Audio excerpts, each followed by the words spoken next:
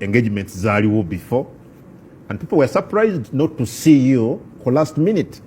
Why? Mwe mutayagala iPod, mwe mulabikanga abatayagala kukolagana na bannamwe more position. Now which is which? Where do you stand? NUP bwe twamala akalulu aka 2021 twawandiikira ebibiina byonna amabaluwa. It was an issue of national debate nga tubagamba guys akalulu kawedde, let's re-strategize and move.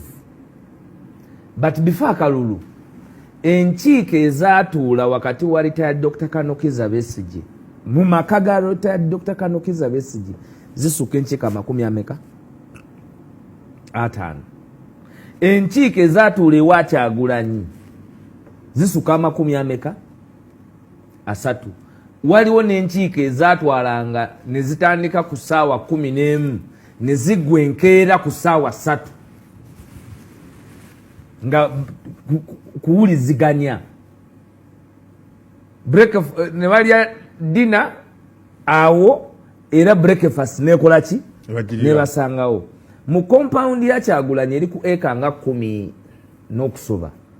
Tewali twala kyange Dr. Kiza Besigye watatula na Bobi Wine.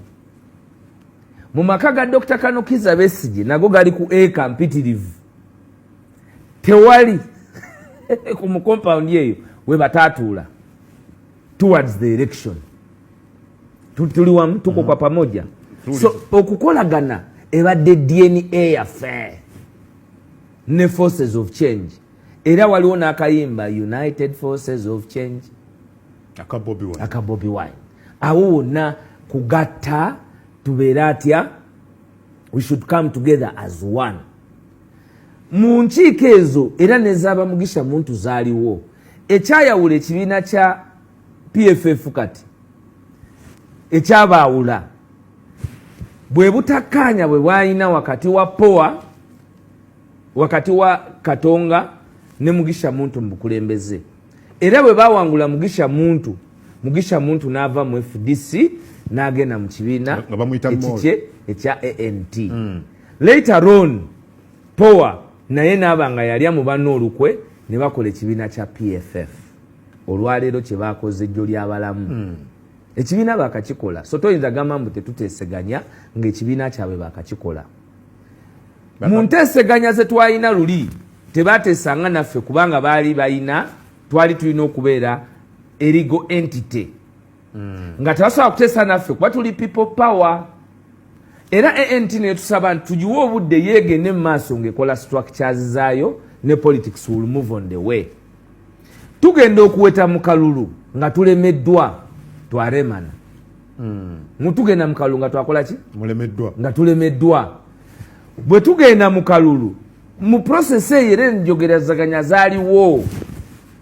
NUP gye bagamba olwaleero nti teyeesiga era neddamu neyeesiga nekwata POA Amuriat n'abakulembeze bonna abaali beesimbyeyo Baasumani basaalirwa n'abalala ne bagenda mu lumu etya emu. Enkiiko ne zikubirizibwa, olukiiko olwasembayo lwakubirizibwa w'owekitiibwa Joyce Sebugwawo Nabosa nga ye chairperson wa FDC mu Buganda. Olwaleero minisita gwe twesiga n'ebyaffe mu lukiiko olwasembayo ne bannaffe. Olwaleero minisita olukiiko twalutuulamu naye ng'abantu betutuddemu n'olukiiko kaali kakundi ka General Yoweri Kaguta Museveni akaali kamuddizaayo ebyama ebyali biteesebwa. Sekawuka kaali kakulumye. Sekawuka kaali kakoze eki?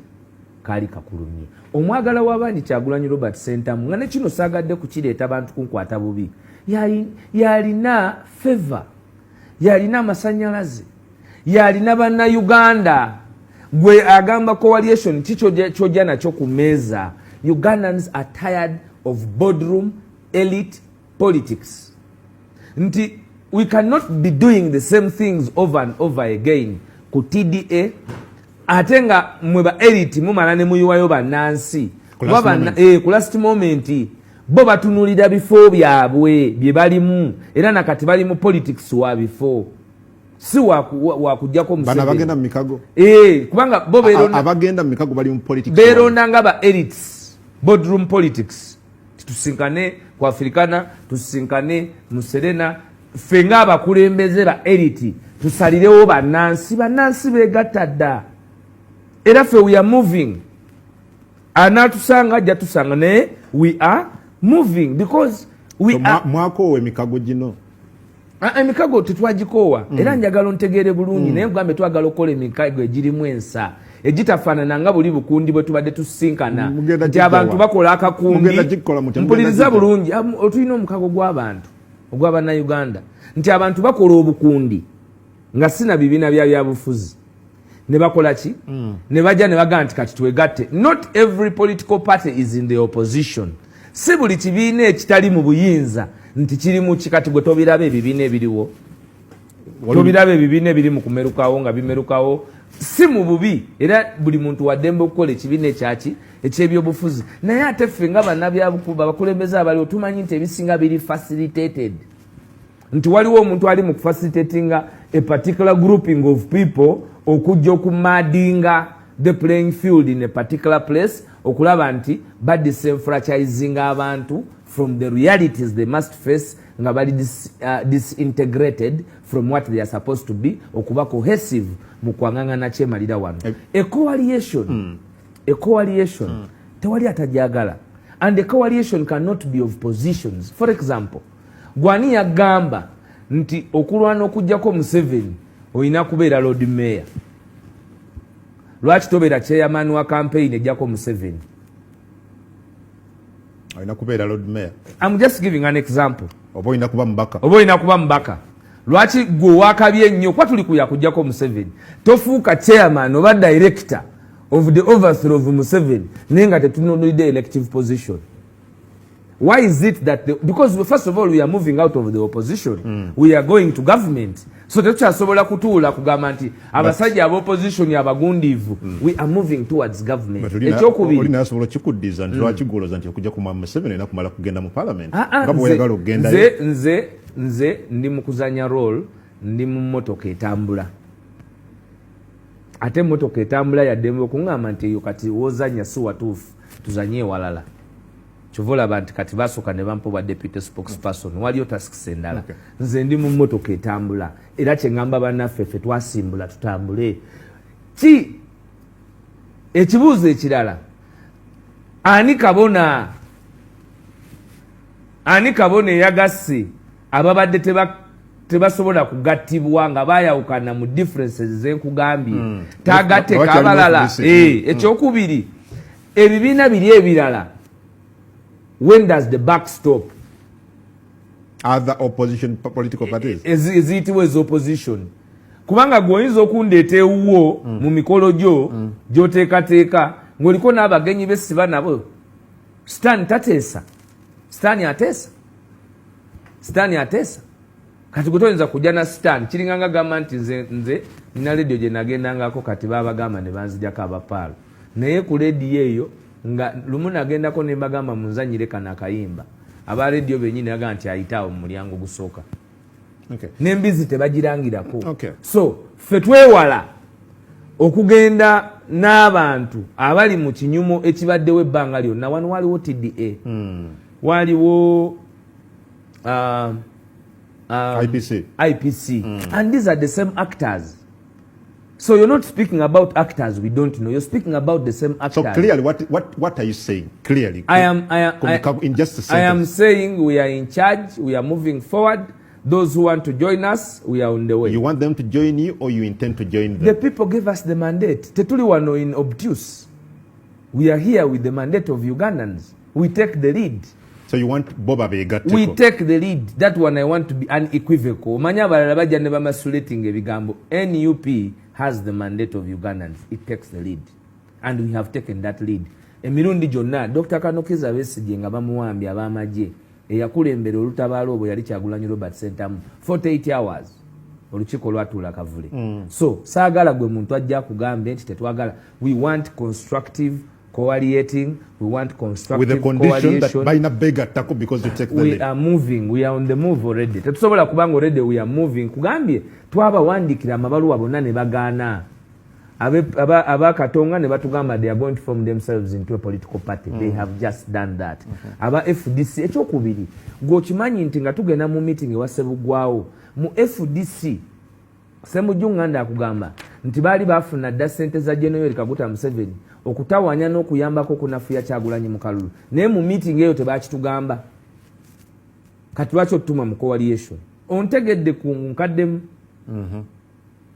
nga tutuula ne Joyce Ssebugwawo bapowa baalimu mu lukiiko naye ate FDC yali emanyi Ssemujjunganda baali bamanyi nti grupu eri yali efunye miliyoni ezisukka nga nezimu baziteresa Dr. Kanokiza Besigye naye tebakitugamba ate ne batwala mu lukiiko nabwo. That is why we are very fearful of coalitions. Good. Because abalala baba n'omutima omulungi naye ennyaanya envundu egi ffe twalina ennyaanya envundu mu NUP muganda wange ennyaanya eyo lwakuba twali bavumu twagisuula wala naye ennyaanya envundu emu esobola okwonoona byonna. So tuli begendereza abutaddamu kwetaba na nnyanja kubanga gwe nkugambye twatula ne powa nga bakimanyi yesize powder nga bannaffe tebatugamba nti ono bamuteekadde omugaati mukamu. Tugenda kumala njega tuve kumpe ku nsonga eyo waliwo abuzza nga naye abavuganya bwe mulemerera okukwatagana musimba abantu ku bannammwe atabakoze obulungi ku opposition tekigenda basuula n'okuwa mu Museveni NRM obuwanguzi. Ndowooza ayogera ku bifo nga Kampala wali Mulod Elias Lukwago bali mwezi weyazze ebifo bino biri constitution si by'abantu jamu domita shafuka jiri ndowooza ayogera ne ku Kira mwe muyina ensobi wali Ssemujju mwe muyina ensobi anti kyenjagala omubuuza bo bali tebali mu kwetegeka.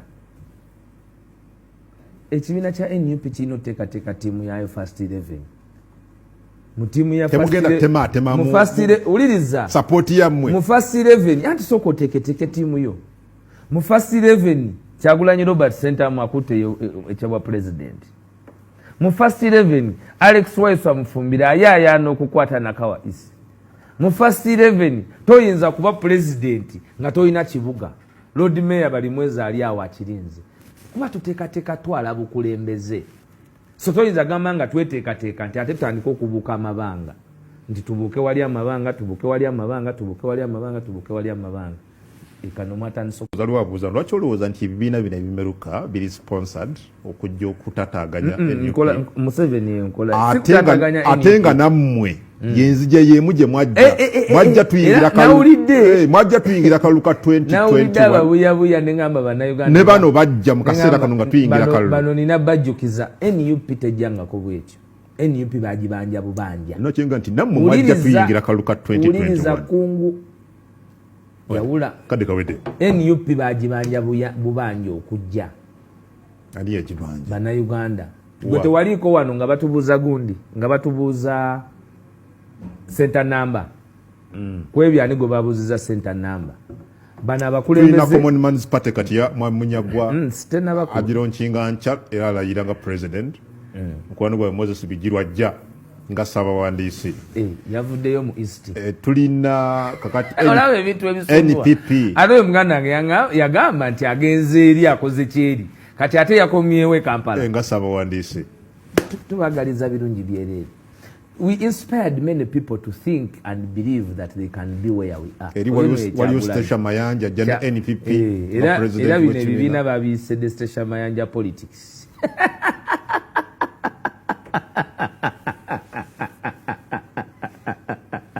Kubanga kati ye nannyini bo era ye libosire